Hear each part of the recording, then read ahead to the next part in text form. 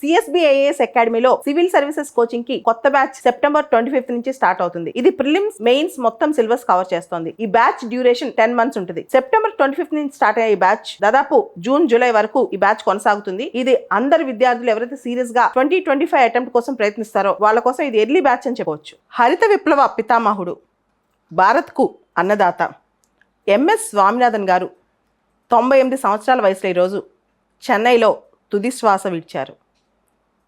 ఏ దేశానికైనా ఆ దేశం యొక్క అభివృద్ధి ఫలాలు ప్రజలందరికీ అందుతున్నాయా, ఆ దేశం పురోగతిలో ఉందా తిరోగతిలో ఉందా? ఒక చిన్న ఎగ్జాంపుల్ ఏంటంటే అక్కడ ఆకలి ఎలా ఉంది, ఆకలి సూచికలు ఎలా ఉన్నాయి, ప్రజలందరూ అల్లాడిపోతుంటే ఆకలితో ఆ దేశం ఎప్పటికీ పురోగతి సాధించలేదు. ఆ ఆకలి నుంచి మనం బయటపడ్డ ఆ విప్లవం స్వతంత్ర భారతదేశ చరిత్రలో ఒక ముఖ్యమైన ఈవెంట్ కావచ్చు, ఒక ముఖ్యమైన ఫేజ్ కావచ్చు. హరిత విప్లవం అని చెప్పొచ్చు, గ్రీన్ రెవల్యూషన్. ఆ గ్రీన్ రెవల్యూషన్ వెనకాల ఉన్న కథ ఏంటో ఒకసారి చూద్దాం.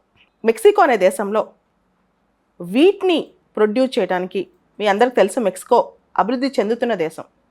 నార్మన్ బోర్లాగ్ అనే గొప్ప శాస్త్రవేత్త చాలా కృషి చేసి అక్కడ హై ఈల్డింగ్ వెరైటీస్ వాడి అక్కడ హరిత విప్లవం తీసుకొచ్చారనమాట. ఆయన్ని ప్రపంచవ్యాప్తంగా నార్మన్ బోర్లాగ్ని ఫాదర్ ఆఫ్ గ్రీన్ రెవల్యూషన్ అని పిలుస్తుంటాం. ఆయన చేసిన మోడల్లోనే కొన్ని ఫౌండేషన్స్, ఫోర్డ్ ఫౌండేషన్ ఇలాంటి ఫౌండేషన్ సహాయంతో, రాక్ ఫెల్లర్ ఫౌండేషన్ ఇవన్నీ కూడా ముందుకొచ్చి భారతదేశంలో గ్రీన్ రెవల్యూషన్కి ఫండింగ్ చేశాయి. మన దేశంలో ఇందిరాగాంధీ గారి హయాంలో కూడా మొదట్లో మనకు తినడానికి ఫుడ్ గ్రెయిన్స్ ఉండే కాదు, ఆహార ధాన్యాల కొరత. మన వ్యవసాయ సిస్టమ్, అగ్రికల్చర్ సిస్టమే చాలా రిమోట్గా ప్రిమిటివ్గా ఉండేదన్నమాట. అటువంటి పరిస్థితుల్లో అమెరికా నుంచి మనం ఆపరేషన్ పబ్లిక్ లా 480 PL 480 కింద 5 షిప్మెంట్స్ ఆఫ్ వీట్ తెచ్చుకున్నాం. అమెరికా మనకు సహాయం చేసింది ఆ టైంలో. లాల్ బహదూర్ శాస్త్రి గారు ఉన్నప్పుడే ఈ హరిత విప్లవం అనే ఐడియా స్టార్ట్ అయిందంట. అయితే ఇందిరాగాంధీ గారి హయాంలో ఇది ముందుకొచ్చింది. ఇన్ఫ్యాక్ట్ 1967-68 నుంచి 1977-78 వరకు ఈ కాలాన్ని హరిత విప్లవానికి గోల్డెన్ ఎరా అని పిలుస్తాం మనం. దీనికి భారతదేశంలో నాంది పలికింది ఎంఎస్ స్వామినాథన్ గారు. ఆయన ఒక అగ్రికల్చరల్ సైంటిస్ట్, జెనెటిసిస్ట్. ఆయన హరిత విప్లవాన్ని ఇండియాలో లీడ్ చేశారనమాట. దాదాపు హరిత విప్లవం వచ్చి మనం చూసాం 55 సంవత్సరాలు పూర్తయింది కూడా. 50 years సెలబ్రేషన్స్ కూడా చేసుకున్నాం 2017లో. 50 సంవత్సరాల సెలబ్రేషన్స్ కూడా హరిత విప్లవానికి. అసలు హరిత విప్లవం అంటే ఏం తీసుకొచ్చాం? అధిక దిగుబడినిచ్చే వంగడాలు తీసుకొచ్చాం, హై ఈల్డింగ్ వెరైటీస్ అనమాట. ఫస్ట్ వీట్, గోధుమలతో స్టార్ట్ చేసాం, తర్వాత రైస్. ఇండియా మొత్తం కాదు, కొన్ని పాకెట్స్లో ఫస్ట్ స్టార్ట్ చేసాం. పంజాబ్, హర్యానా, ఉత్తరప్రదేశ్లో కొన్ని జిల్లాలు, తమిళనాడులో కొంచెం చిన్న బెల్టు, ఆంధ్రాలో కొంత కోస్టల్ బెల్టు, ఇక్కడంతా ఎక్స్పెరిమెంట్ చేసాం అనమాట. ఒక్కసారి గోధుమల్లో వీటిలో సక్సెస్ అయ్యాక వరికి కూడా స్టార్ట్ చేసాం. మనకి హై ఈల్డింగ్ వెరైటీస్ ఉంటే సరిపోదు, దానికి సంబంధించి ఫర్టిలైజర్స్, కెమికల్స్ కావాలి. దానికి సంబంధించి మనం చాలా రెడీ అవ్వాలన్నమాట. అవన్నీ కూడా ఆయన దగ్గర నుంచి చూసుకున్నారు. అంతేకాదు, ఈ హై ఈల్డింగ్ వెరైటీస్ పండాలంటే ఎలక్ట్రిసిటీ సప్లై నిరంతరాయంగా ఉండాలి, ఇరిగేషన్ ఫెసిలిటీస్ ఉండాలి, ఇన్పుట్స్ అన్నీ సరిగ్గా ఉండాలి. ఇవన్నీ కూడా గ్రీన్ రెవల్యూషన్లో ఒక భాగమేనమాట. ఎప్పుడైతే మన గ్రీన్ రెవల్యూషన్ సక్సెస్ అయిందో భారతదేశానికి ఆహార ధాన్యాల కొరత పూర్తిగా పోయింది. ఇన్ఫ్యాక్ట్ మనకి ఆహార భద్రతే కాదు, ఆహార స్వతంత్రత కూడా వచ్చిందనమాట. ఇన్ఫ్యాక్ట్ భారతదేశం ఈ రోజున మేము రైస్ ప్రపంచానికి ఎక్స్పోర్ట్ చేయట్లేదు అన్న ఒక చిన్న స్టేట్మెంట్ ఇచ్చేసరికి ప్రపంచం మొత్తం గగ్గోలు పెడుతుందంటే, India is the largest exporter of rice in the world ఈరోజు అయిందంటే దానికి మూలం ఎక్కడుంది? దానికి మూలం ఆయనే, ఎంఎస్ స్వామినాథన్ గారు. గ్రీన్ రెవల్యూషన్ సక్సెస్ అయింది. అయితే green revolution 2.0, green revolution India మొత్తం ఇప్పటికీ కొన్ని మేజర్ బెల్ట్స్లోనే అయిందనమాట. తర్వాత గ్రీన్ రెవల్యూషన్ 2.0 అనే కాన్సెప్ట్ వస్తోంది. ముఖ్యంగా ఎవర్ గ్రీన్ రెవల్యూషన్ అనే కాన్సెప్ట్ని కూడా ఎంఎస్ స్వామినాథన్ గారు ప్రకటించారు. అంటే సస్టైనబుల్ గ్రీన్ రెవల్యూషన్, ఎక్కువగా ఫర్టిలైజర్స్, కెమికల్స్ వాడకుండా ఆర్గానిక్ ఫార్మింగ్ టెక్నిక్స్ ద్వారా మనం గ్రీన్ రెవల్యూషన్ ఇంకా ఫలితాలు సాధించవచ్చు, ఎవర్ గ్రీన్ రెవల్యూషన్ చేయొచ్చు అని చెప్పే ఐడియానే ఎవర్ గ్రీన్ రెవల్యూషన్ అనమాట. అంటే ఎన్విరాన్మెంటల్ ఫ్రెండ్లీ గ్రీన్ రెవల్యూషన్.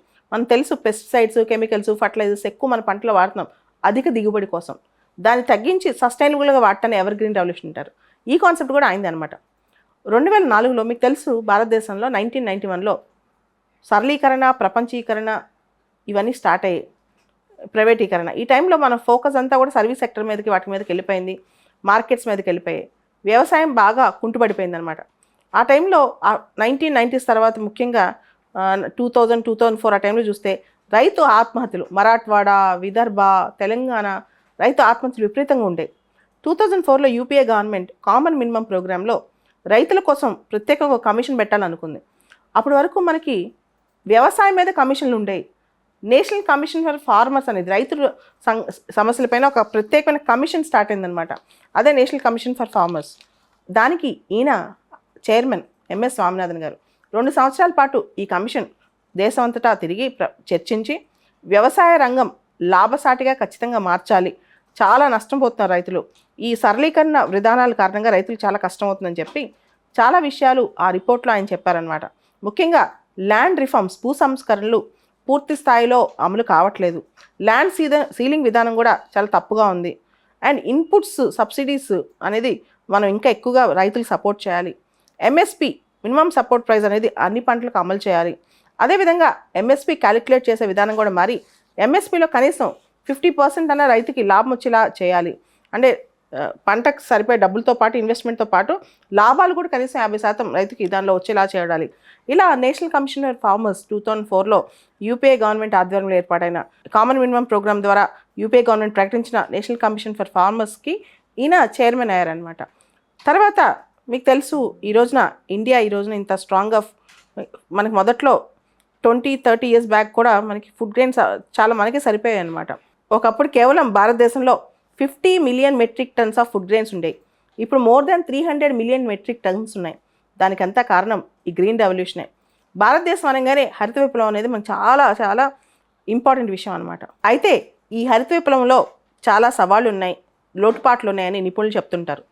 ముఖ్యంగా ఈ హరిత విప్లవం అనేది కేవలం కొన్ని పాకెట్స్ ఆఫ్ ఇండియాకి, కొన్ని ప్రాంతాలకే పరిమితమైందని, తర్వాత కొన్ని పంటలకే పరిమితమైందని, తర్వాత ఇది ఇంటెన్సివ్ ఫార్మింగ్ వైపు దారితీస్తుందని, అంటే చాలా కెమికల్స్, ఫర్టిలైజర్స్ ఇవన్నీ వాడి ఎక్కువ వీటికి సపోర్ట్ సిస్టమ్ బాగా అవసరమైందని, హై ఈల్డింగ్ వెరైటీస్ ఒక్కసారి నాశనం అయితే, ఉదాహరణకి కాటన్, పత్తి రైతులు హై ఈల్డింగ్ వెరైటీ వాడి చాలా లాభం తెచ్చుకున్నారు. సడన్గా 2-3 ఏళ్ల పాటు అక్కడ చీడ పురుగులు అన్నీ చేసి నష్టపోయిన సందర్భాలు, ఆత్మహత్యలు చేసిన సందర్భాలు చాలా ఉన్నాయని, సో హై ఈల్డింగ్ వెరైటీస్తో మంచి కాదు చెడు కూడా ఉందని చాలామంది నిపుణులు చెప్తున్నారు.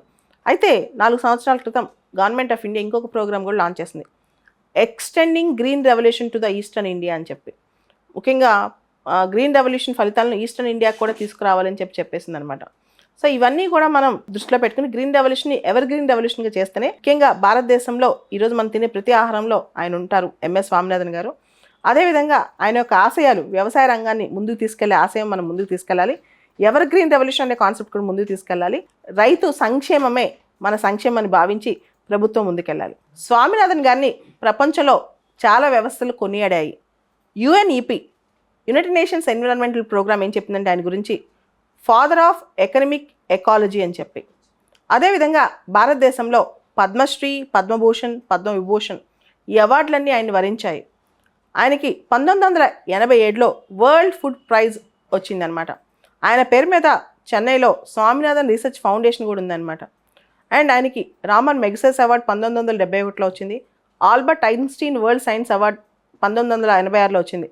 ఎన్ని అవార్డులు ఇచ్చినా భారతదేశానికి ఆయన చేసిన మేలుకి చాలా తక్కువ అని చెప్పాలి. సిఎస్బిఐఏఎస్ అకాడమీలో సివిల్ సర్వీసెస్ కోచింగ్ కి కొత్త బ్యాచ్ September 25 నుంచి స్టార్ట్ అవుతుంది. ఇది ప్రిలిమ్స్, మెయిన్స్ మొత్తం సిలబస్ కవర్ చేస్తుంది. ఈ బ్యాచ్ డ్యూరేషన్ 10 months ఉంటుంది. September 25 నుంచి స్టార్ట్ అయ్యే ఈ బ్యాచ్ దాదాపు జూన్, జూలై వరకు ఈ బ్యాచ్ కొనసాగుతుంది. ఇది అందరు విద్యార్థులు ఎవరైతే సీరియస్ గా 2025 అటెంప్ట్ కోసం ప్రయత్నిస్తారో వాళ్ళ కోసం ఇది ఎర్లీ బ్యాచ్ అని చెప్పవచ్చు.